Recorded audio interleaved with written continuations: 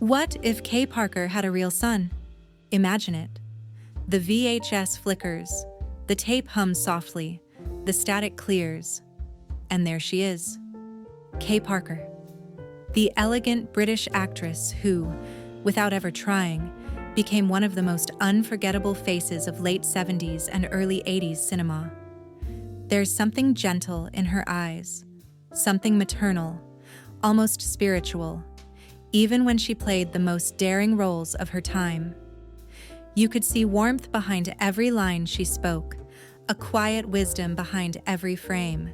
She wasn't just performing, she was revealing pieces of herself bit by bit across a decade that dared to challenge everything. Now imagine if her story had taken a different turn. Imagine if, somewhere in the midst of all the bright lights and reel-to-reel cameras, Kay Parker had a real son. Not a character, not a script, but a living, breathing child, someone to call her Mom. What would that life have looked like? How might her choices, her legacy, even her peace of mind have changed?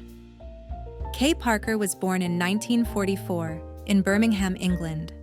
Raised in a traditional, conservative household, she was a proper Englishwoman through and through.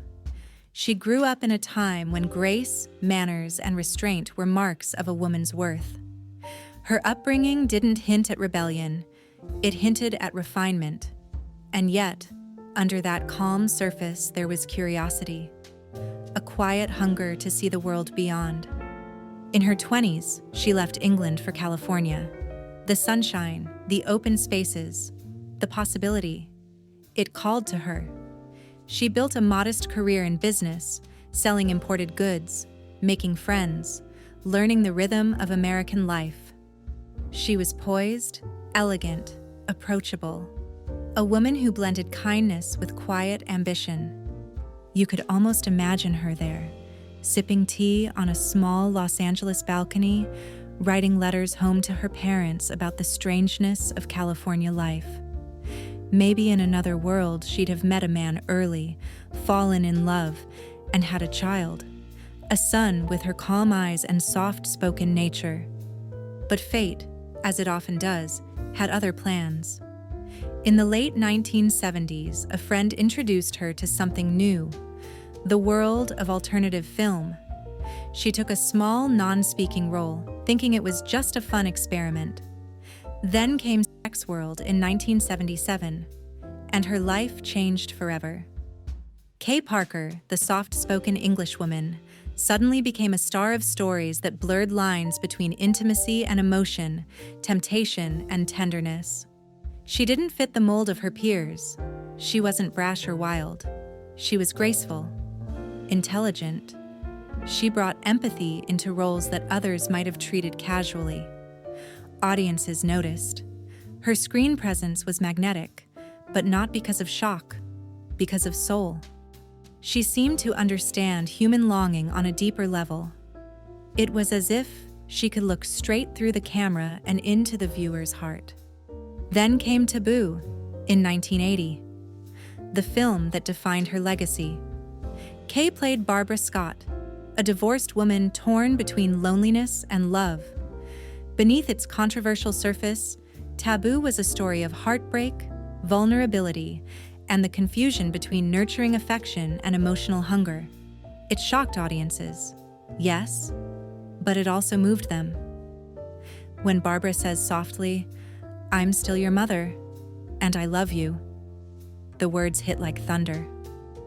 Not because of what's happening on screen, but because you can feel her pain, the sorrow of a woman who's lost her family, her identity, her sense of belonging. It's haunting, it's tragic, it's human.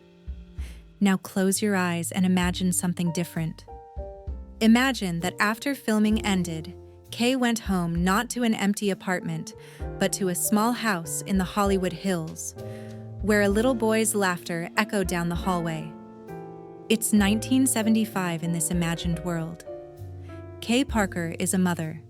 She married a kind but distant man, an artist perhaps. And though the marriage didn't last, it gave her a son. She names him Daniel. You can almost picture her with him, holding his tiny hand on a sunny California morning, walking him to preschool. Her hair pulled back, sunglasses hiding her tired eyes, but she's smiling. Always smiling. The same soft smile that audiences remember from her films. As Daniel grows up, Kay tries to balance motherhood and her unexpected career. Maybe she tells herself it's temporary, that she's doing it for financial security. Maybe she hides her work at first, uncertain how to explain it. But deep down, she knows she's doing something more. She's telling stories about love, identity, and the human condition, things most people are afraid to talk about. At night, after Daniel falls asleep, she sits at her dressing table. The city hums outside. She looks at his baby photo, then at her reflection. The actress, the mother, the woman trying to reconcile both. Sometimes she whispers, "One day you'll understand." Years pass. Her fame grows. So does Daniel. He's bright, curious, kind.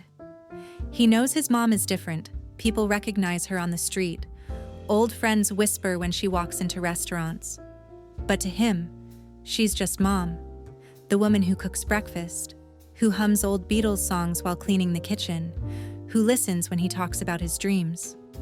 Then one day, in his teenage years, Daniel finds an old VHS tape in a box. The label reads, "Taboo." He pops it into the VCR. The tape whirs, static flashes, and suddenly, he sees his mother. Younger, radiant, yet troubled. He watches only a few moments before stopping, his face pale. Confusion, hurt, questions. That night, he sits at the kitchen table waiting for her to come home. When she does, the air is heavy. "Mom," he says quietly, "I found something."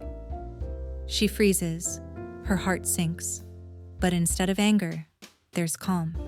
She sits across from him, takes a deep breath, and says, "Ask me anything." He hesitates. "Why? Did you do it?" She looks down, then back up, those same calm eyes filled with truth.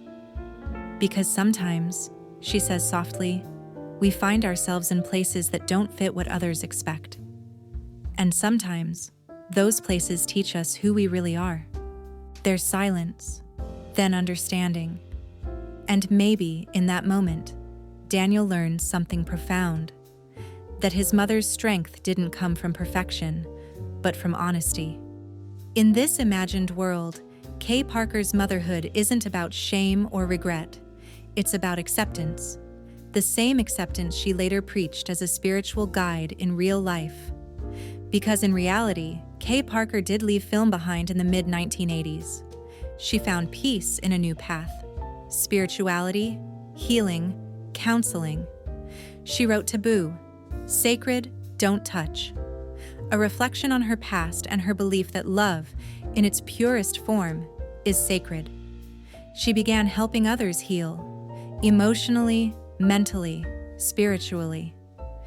She spoke to people who felt lost or judged, reminding them that compassion always matters more than reputation. And even without a real son, she became a kind of mother figure to many, guiding, comforting, listening. In this imagined world, Daniel grows into adulthood. He becomes a teacher, maybe a writer.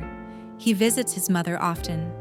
They sit together on her porch at sunset, sipping tea as the sky glows gold over the hills. "Mom," he says one day, "you know, you've helped a lot of people, even me." She smiles softly. "You helped me first." The cicadas hum, the sun dips lower, and the story, both imagined and real, folds into something timeless. Kay Parker passed away in 2022 at the age of 78. But her message remains. Love, she believed, is not about boundaries or judgment. It's about truth, empathy, and connection. And maybe that's the real answer to our question. What if Kay Parker had a real son? Maybe she didn't need one to embody motherhood. Maybe she carried that nurturing spirit in every role she played, every conversation she had, every person she comforted. Her films may have been controversial, but her heart wasn't. It was gentle, reflective, brave. So tonight, as the VHS hum fades and the tape wins back to the beginning, we're left with a quiet thought that Kay Parker's greatest legacy wasn't fame or controversy or even film. It was understanding, the kind that sees past judgment, the kind that says, "You are still worthy." If she did have a son, perhaps he'd grow up to say what many fans already feel, that his mother helped people see humanity in places they never expected to find it. And in that sense, she became something eternal. So as the screen turns to static and the lights dim, we remember Kay Parker not for what she portrayed, but for what she revealed. The tenderness behind the taboo, the strength behind vulnerability, the beauty in forgiveness. She was, in every way, a mother of the golden age, not by blood, but by spirit. Thank you for watching. If this journey through time stirred something in you, subscribe to Retrovidia, where we keep the stories of the golden age alive, one memory at a time.